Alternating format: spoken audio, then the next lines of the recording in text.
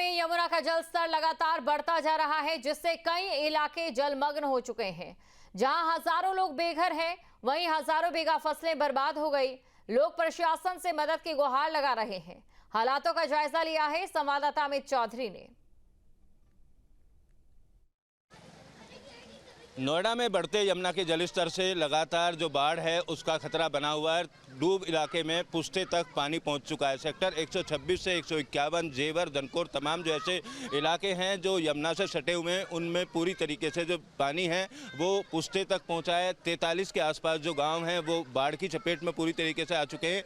मैं 128 सेक्टर में मौजूद हूँ। कैमरे के पीछे की तरफ तस्वीर हम आपको दिखाएं तो आप देखेंगे तमाम जो लोग हैं वो यहाँ खड़े हुए हैं और उनकी चिंता यही बढ़ी हुई है कि उनके जानवर जो अंदर थे उनको बाहर निकाल लिया गया। खाने पीने की तमाम जो समस्या है वो यहाँ पर हो रही है। और इस अगर रोड की जो तस्वीर हम आपको दिखा रहे हैं, यहाँ पर 5 फीट से ज़्यादा पानी इस रोड पर है। कल एक ट्रैक्टर को ले जाया गया था, पूरी तरीके से ट्रैक्टर भी उसमें डूब गया था। और मेरे पीछे का जो रोड आप देखेंगे, यहाँ पर भी पूरी तरीके से जलमग्न ये इलाका है और लगातार जो जलस्तर है वो बढ़ता हुआ जा रहा है। पानी की जो गति है वो काफ़ी तेज़ है। कुछ लोग हैं अंदर से अभी घूम कर आए हैं। क्या देखने के लिए आप गए थे अंदर?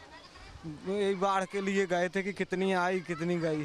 क्या स्थिति है अभी तो बाढ़ चढ़ रही है।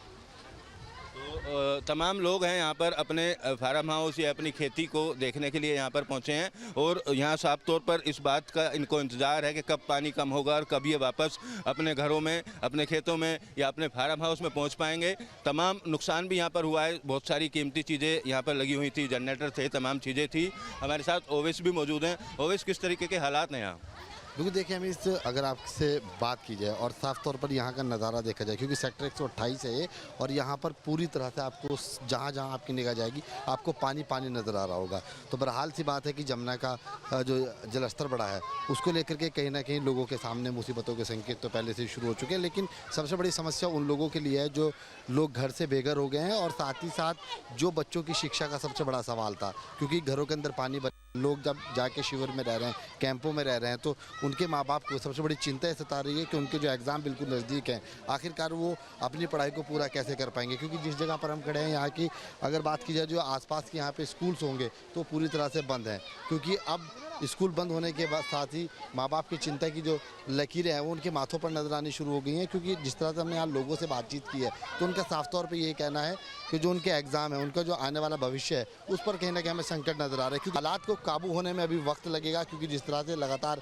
हथनीकुंड बैराज से पानी छोड़ा जा रहा है और यमुना का स्तर लगातार बढ़ता जा रहा है, तो ये अपने आप में संकेत दे रहा है कि कहीं ना कहीं लोगों के लिए मुसीबत बन सकता है। देखिए हालात बद से बदतर है यहाँ पर और जो आम जनजीवन है वो पूरी तरीके से अस्त व्यस्त नज़र आ रहा है। फिलहाल सभी को इस चीज़ का इंतज़ार है कि बाढ़ का पानी कब कम होगा, कब वो अपनी ज़िंदगी को सुचारू रूप से चला पाएंगे।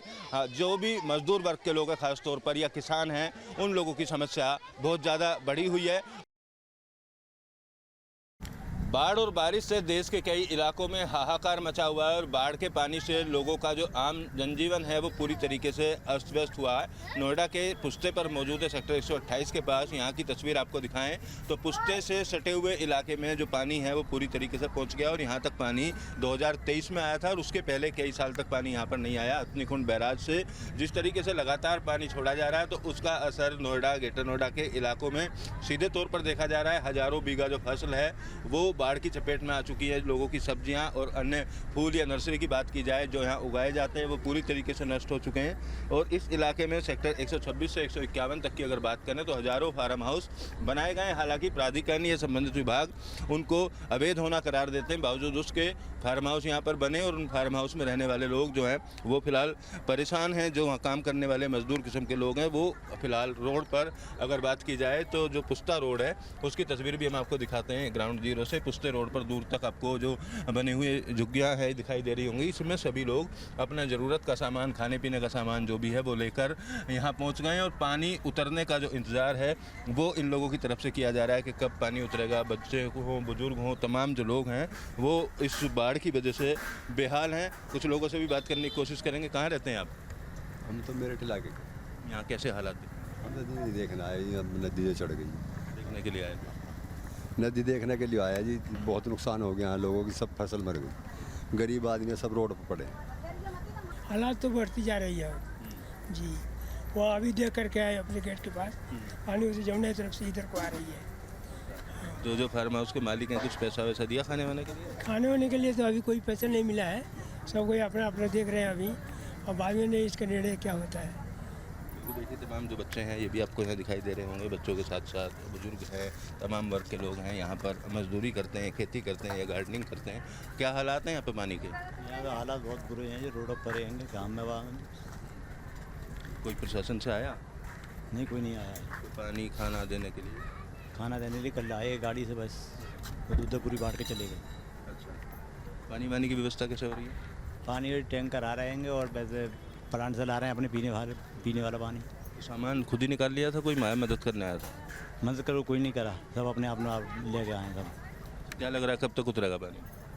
पानी का पता नहीं, तो पीछे से पानी छूट रहा है, ना मालूम कब तक उतरे।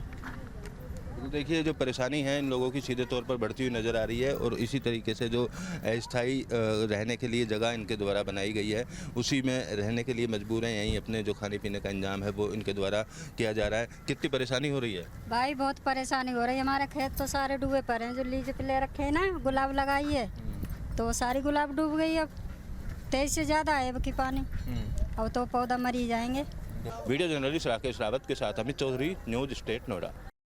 जहाँ भक्ति है हर शब्द में, कथाओं में छुपे हैं दिव्य रहस्य, और ज्योतिष देता है जीवन को दिशा। धर्म से जुड़ी हर बातों को जानने के लिए हमारे चैनल स्तुति को सब्सक्राइब करें।